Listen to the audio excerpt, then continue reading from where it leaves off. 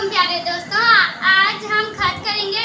Topic है शादी से कबल दोस्त को शादी की मुबारकबाद का खत। कमरा इम्तिहान अलिफ बे जीम 26 अप्रैल 2023।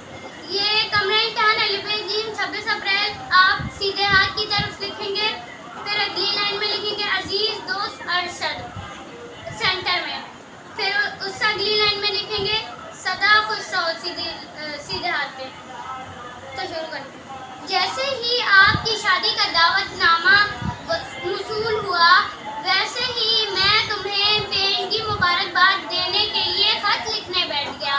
यकीन करो, तुम्हारी शादी की खबर से तबीयत बाग हो गई, यानी अच्छी हो गई, तबीयत अच्छी हो गई।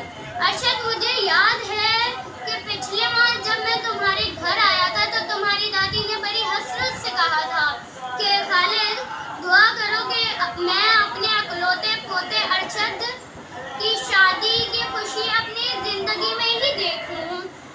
मैं समझता हूँ कि आज तुम्हारी शादी की शक्ल में तुम्हारी दादी की एक बहुत बड़ी आरज़ू पूरी हो रही है।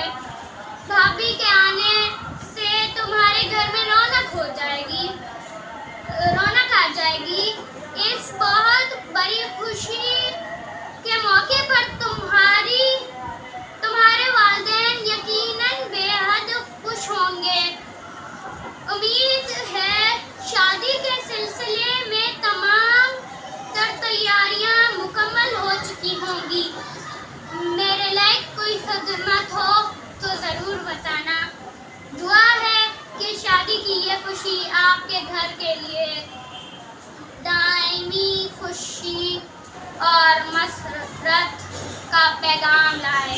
घर में सबको सलाम वसलाम। आपकी खुशियों में शरीक आपका दोस्त खालिद जावेद। अब मिलते हैं आपकी नेक्स्ट वीडियो में। जब तक के लिए अल्लाह हाफिज़।